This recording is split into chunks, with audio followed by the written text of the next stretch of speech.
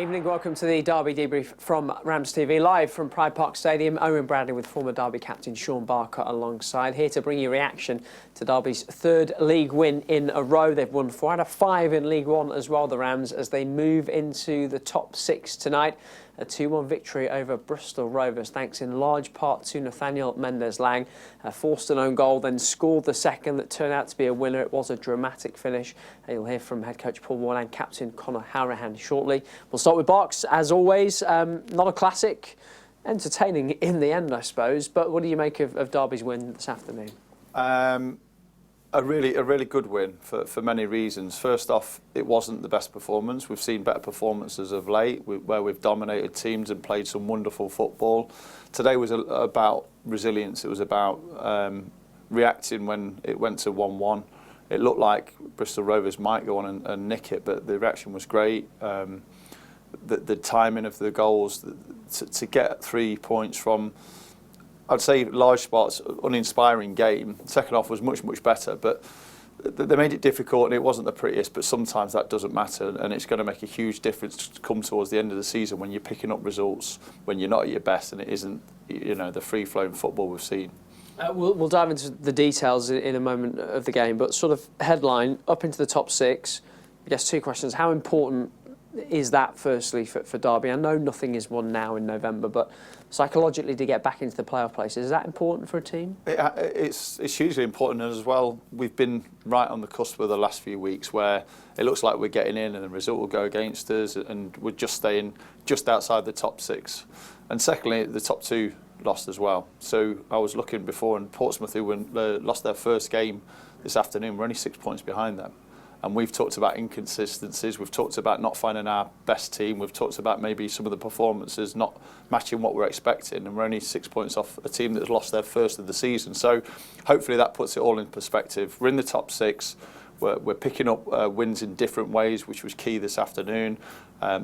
Mendez-Laing is a force to be reckoned with at the moment. He's creating goals, he's creating devastation to opposition. So all in all, even though it wasn't the prettiest of game, it was a wonderful afternoon to show a different side of this team. And as I said at the top of the show, 3 wins in a row in the league. Put the cups to one side, good or bad, but 3 wins in a row in the league, 4 wins out of 5 in the league as well. Those are the sort of sequences you have to put together if you want to make a move.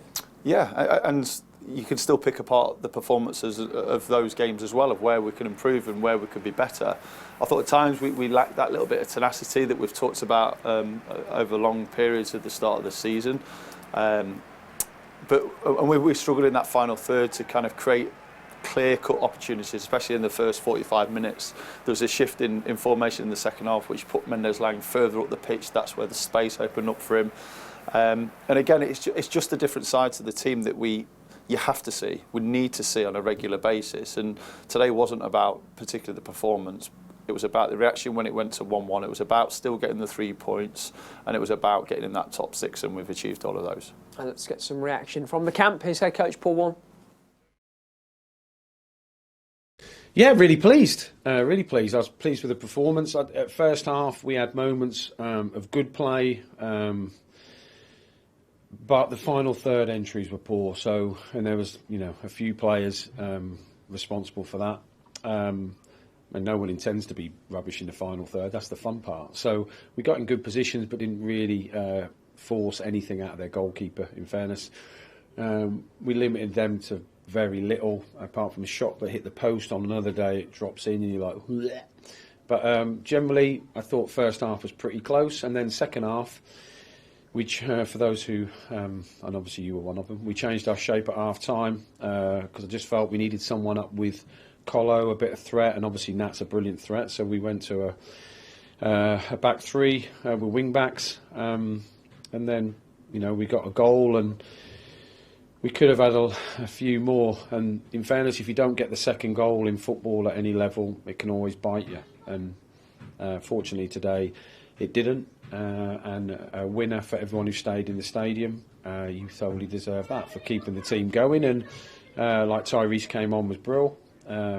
And yeah, just leave really pleased with the lads. I'm not as cheesy enough to say, although I have to them, that I'm not sure last year would have dug it out. But you've got to win football games in different ways. You sometimes have to roll your sleeves up. Sometimes you can outplay teams. But to concede so late on in a game that we should have won, to come back and score is, it feels like 6 points. It's a right boost for the lads, and I'm really proud of them. So often you see teams get an equaliser and then go on and win it. I mean, you did it at Port Vale last year. Oh, good days. How pleased were you that it went the other way today? You conceded and you reacted.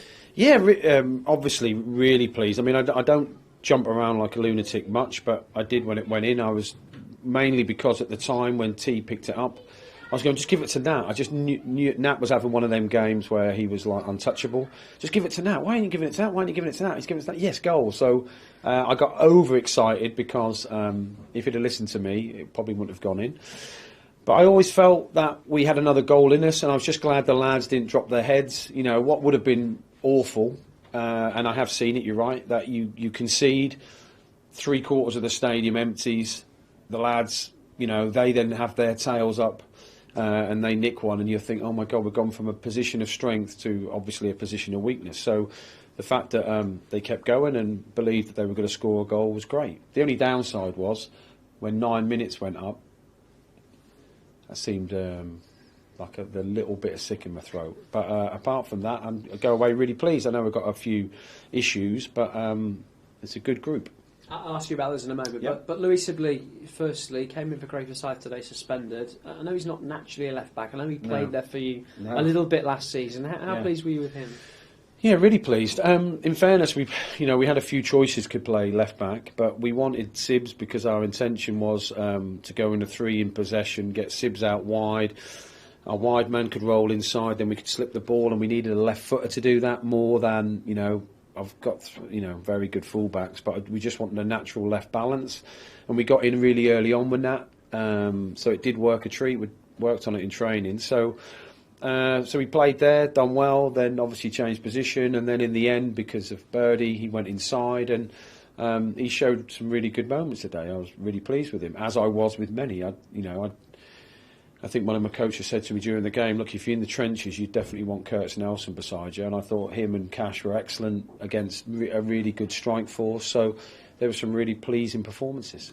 Corey Smith, Max Bird both had to come off. How are they? Well, Corey had to come off. He got a bit of a bang to his knee. As with all injuries, like the first few seconds, you're thinking, oh, no, I'm in trouble. By the time he walked around, he felt okay. However, it's how he reacts. When he wakes up tomorrow, we'll see how he is.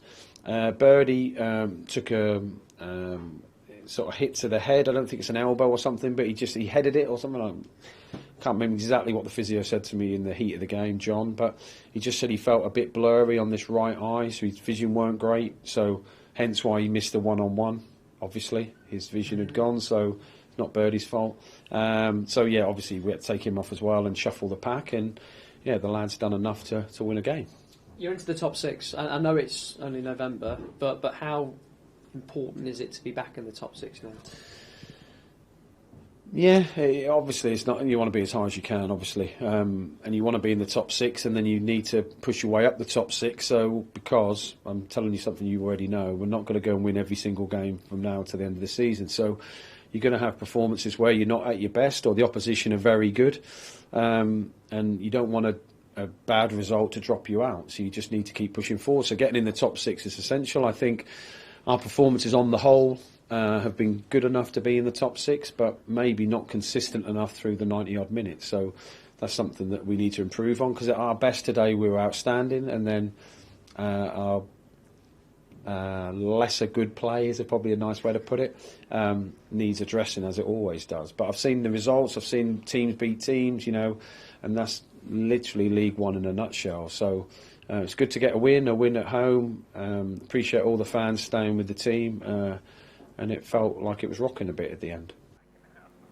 And that's Derby head coach Paul Warne. Reminder of the headlines: Derby beating Bristol Rovers by 2-1 this afternoon. It's a victory that takes them into the League One playoff places. We'll look at the results and table in just a few moments' time. Nathaniel Mendez-Lang, match winner again for Derby, Shaun, and he is in a great run of form. Causes the problems for the first goal, scores the second goal that turns out to be the winner. You can see how important he is on days like today. Yeah, you can, and the manager, I mentioned it before the game, he always plays him if he's looking to win the game. There's very rarely have we seen him rested or taken off when the game's still at, in a delicate position. He knows that he's the player that can unlock the defence, and in the first half he showed 2 or 3 lovely little moments where he's linking play, especially with Max Bird, and there was a ball to Sibley, but out in the wide positions we weren't getting the joy that sometimes we have done in previous games. So we saw him go alongside Collins in the second half, and that's where the space opened up for him. That's where he could open his legs and get into those 1v1 situations where we know he's so good and so bright, and that's what caused obviously the first goal, driving at the defender, getting past him, little step over, cuts the ball across goal, and the second one was Warne doing all of that work similar, and Mendes-Lang being in the box to finish. So he's a player that we need to keep fit. He's a player that we have to be careful with at times over the course of the season, because he's a player that uses his athleticism and his physicality to dominate defenders, and as soon as it starts tipping the balance and he looks tired and he looks fatigued, he looks a different player. And I think Paul rested him maybe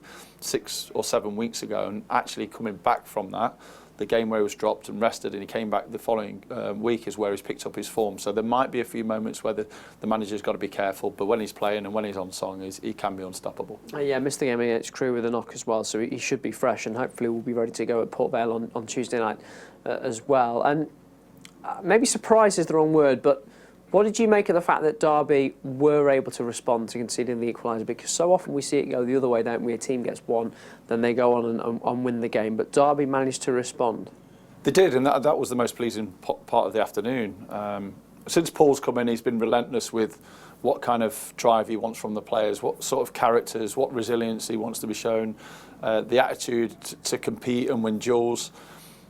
At times this season we haven't seen it, and that's been evident, and we've pointed that out. You did fear when it went to 1-1 because Bristol Rovers had very few chances in the second half. Derby were pretty dominant, and as soon as they get that goal and it goes to 1-1, you just saw Bristol Rovers' tails go up, and you think, oh, this could end up being a loss. But instead, the reaction was great. They ended up getting the second goal and was professional with it. So there's key moments in games that you remember, and I think it's the reaction to going 1-1 this afternoon, getting back, scoring the second goal. That's going to be a moment that we'll remember from this game. We've heard from the head coach. Let's hear from the captain. Here's Conor Hourihane. Yeah, look, we're delighted with it. I think obviously, look, when they got their equaliser, we were all very disappointed, but we knew there was a lot of stoppage in the second half. We knew there'd be a lot of added on time. So both teams would have been like, look, we can go and win this. So to show the character and a little bit of quality at a key time in the game was massive. So look, we're delighted with the win, of course. That's quite a few good wins at home now, especially we're playing all right as well. So yeah, it's a big win for sure. So often we see teams in that sort of position, an equaliser, and then they go on to win the game. How did you make sure that you won it, having conceded that equaliser? I just think we had to show a bit of calm heads, to stay in and around it, get in and around the dropping balls, the things that look small but can turn into something massive. And credit to Ty, he got in and around it and got the break of the ball and drove forward and showed that quality at a key time in the game. So yeah, look, we're delighted, of course. Like I said, it shows character. Everyone would have been disappointed, frustrated, dropping 2 points if it had ended in 1-1. But credit to everyone in the dressing room. It's definitely a big win, and like you said, it creates that buzz. And helps when Nathaniel Mendes-Lang has a day like he had today. Yeah, he's doing great. He's a huge threat in the league. He's probably quicker, stronger than many players at this level. And when he adds kind of numbers to his games as well, assists and a lot of goals at the minute, he's going to be key for us. So credit to him. He's scoring quite a few goals and big goals for us. So long may that continue. You're up into the top 6, a long way to go obviously, but how much of a boost does that give everyone? Yeah, huge. Look, first thing that we want to look at when we go back in after a game, where are we in the league, and to get into the top 6, we've been kind of fluttering with it a little bit over the last 2-3 games, and we've not quite got in there, but to get in there now is huge. Hopefully we can build on that. Like I touched on before, the home games have been good, but now we need to go away on the road next couple of games against Port Vale, Leyton Orient, I think it is, and put in some good performances there, because they're going to be key for us in games now to really get more consistent and climb up the league. That's Derby County captain Conor Hourihane. Here are all the results from League One this afternoon. Everyone in action. A really interesting day at the top and bottom of the table. We have new leaders after Bolton thumped Exeter by 7 goals to 0. A terrific afternoon for the hosts there. And it's changed at the top because Oxford lost at Cheltenham. Cheltenham winning by 2-0 despite having a man sent off in the closing stages of the first half. Rodriguez sent off late on for Oxford. Defeat as well for the former leaders Portsmouth for the first time this season. They were beaten 4-0 at home by Blackpool in the end. Derby just 6 points behind them now, as Shaun was saying earlier. Big win for Reading at the bottom as well. They won at Wycombe. But the important scorelines as far as Derby are concerned, Barnsley only drawing with Lincoln, and that opened the door for the Rams to move into the top 6. As we'll see, Bolton, your new leaders, a couple of points clear of Portsmouth, and it's Oxford Stevenage, who played more games than everybody else, and Peterborough slotting in there. They've got a game in hand as well. Blackpool, Barnsley just outside. Tightened up a little bit at the bottom too, with Reading and Cheltenham both winning. They're both now into double figures at least. Exeter just outside the bottom 4 after that heavy defeat today. That's all from us for now. If you want more, it'll be on the website at dcfc.co.uk. We're back Monday and Tuesday this week. FA Youth Cup action on Facebook for you on Monday as the under-18s head to Bolton in the second round, a chance to face Manchester United in round 3 for the Young Rams. And then on Tuesday night, Derby return to Vale Park, the scene of that terrific win over Port Vale last season. You'll be able to watch that game worldwide, including in the UK on RamsTV as well. Until then, goodbye. Coming up next on RamsTV. Maybe down to pick someone out. Bird with the run! Max Bird at the double! And it still might be there, it is!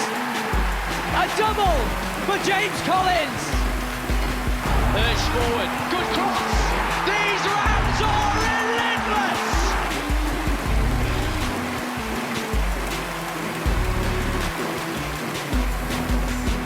Port Vale versus Derby County, live and exclusive on RamsTV.